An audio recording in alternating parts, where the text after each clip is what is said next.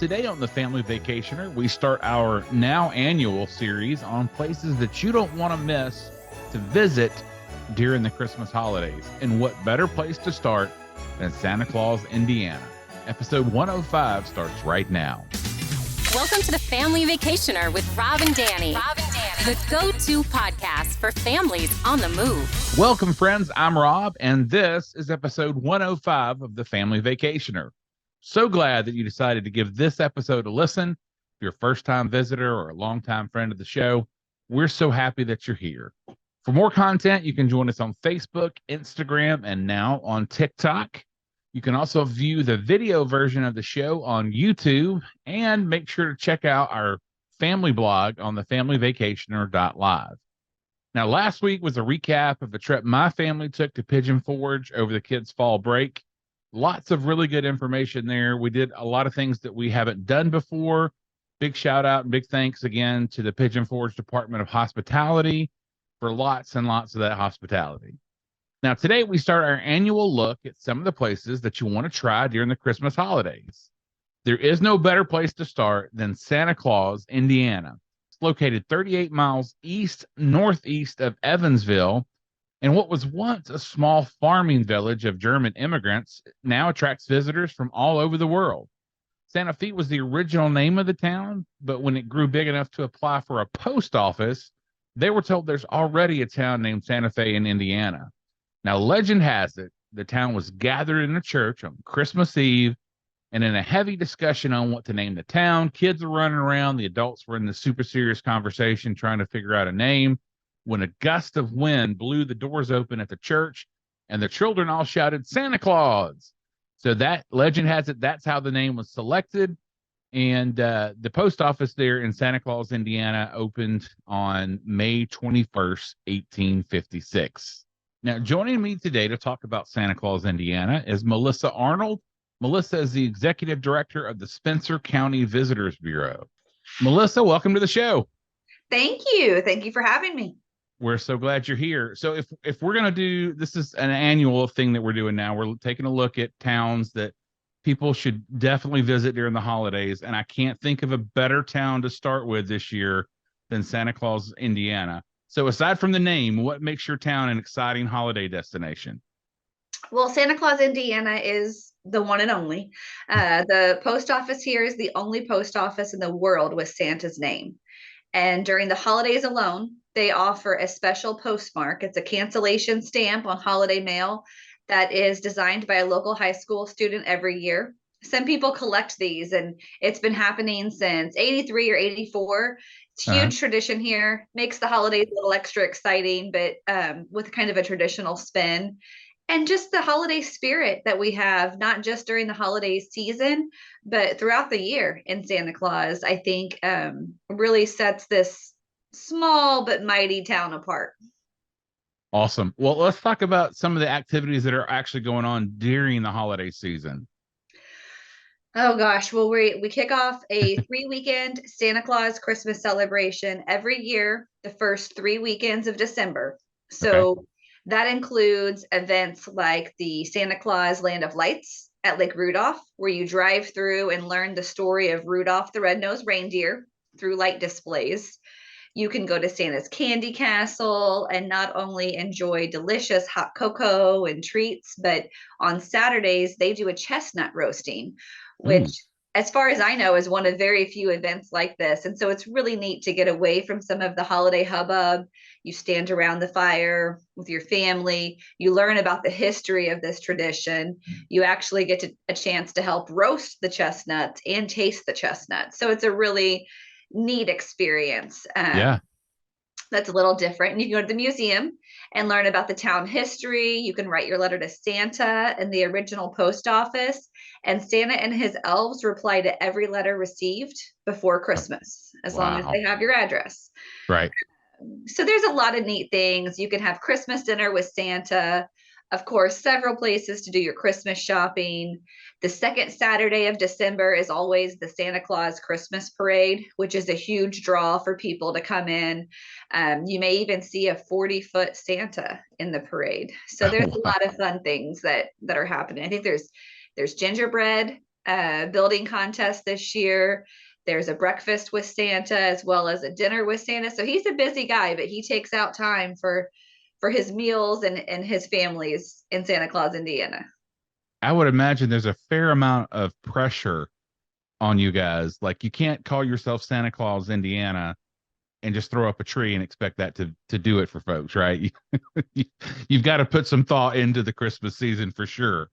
Right, right. And the businesses love it. They love the visitors coming in, the locals shopping and experiencing the events, and everybody just kind of really, it's a small town and there's a small town vibe here for sure. It's not a big city, but there's a lot of hustle and bustle during the holiday season and lots of family events that really serve as traditions for families and from near and far. I mean, people come in and people who live here, they just love it.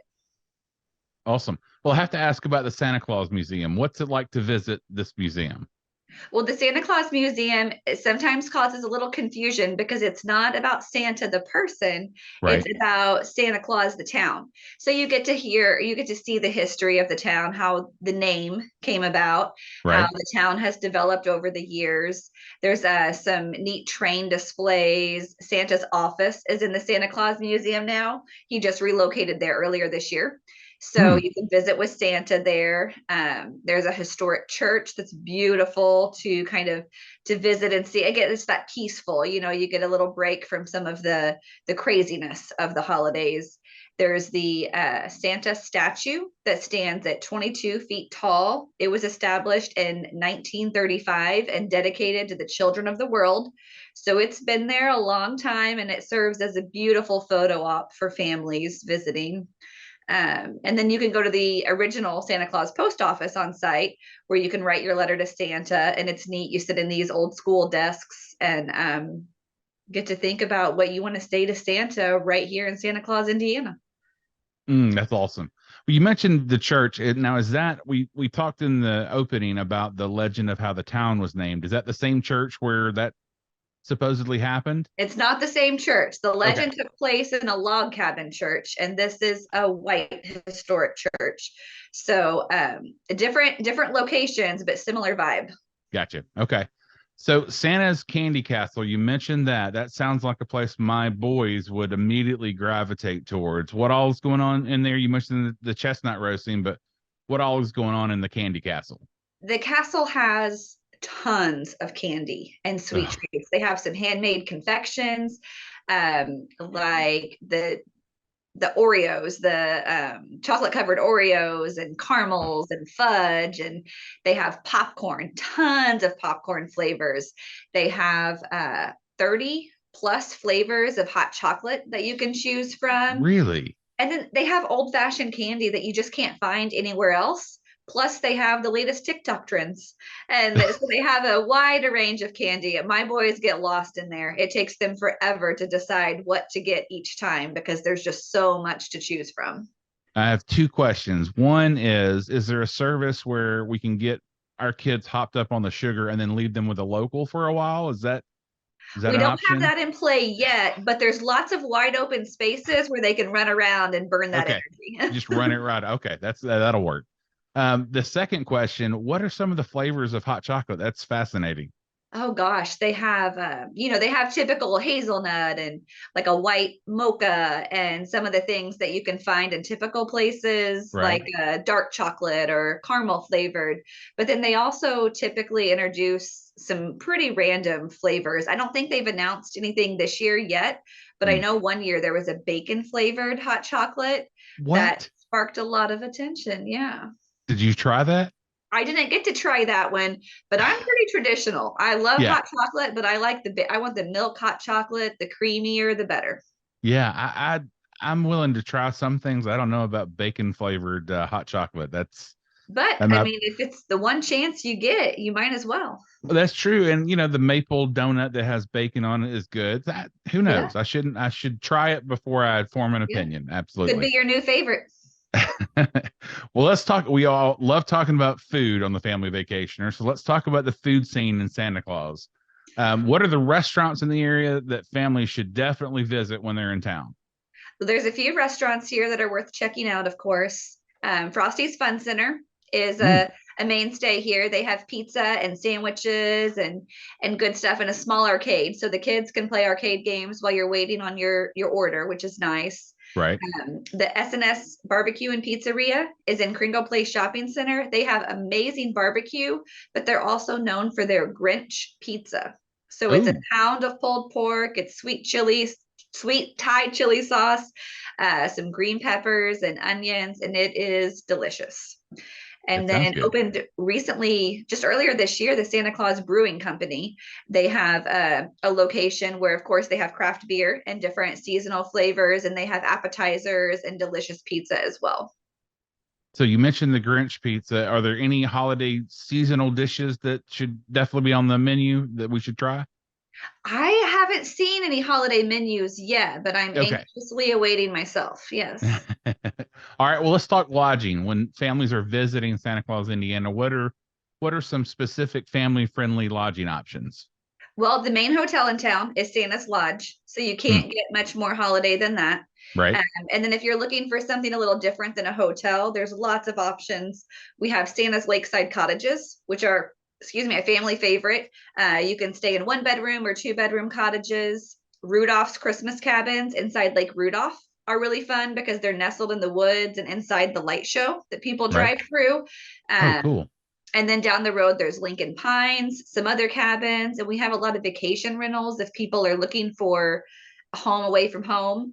The Mistletoe Manor is a nice one because it sleeps over 20 people. So you can bring the grandparents, the aunts Mm. and uncles, and have a big family stay there too.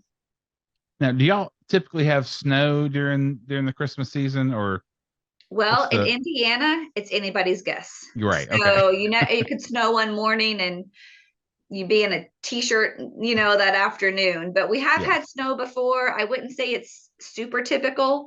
It Okay. has happened. Last year was really cold, but we didn't have snow. Other years it's been warm. So definitely check the weather before you come so you can dress appropriately. But it's anybody's guess here in the Midwest. Gotcha. Well, I'm notorious for not packing correctly. Like Right.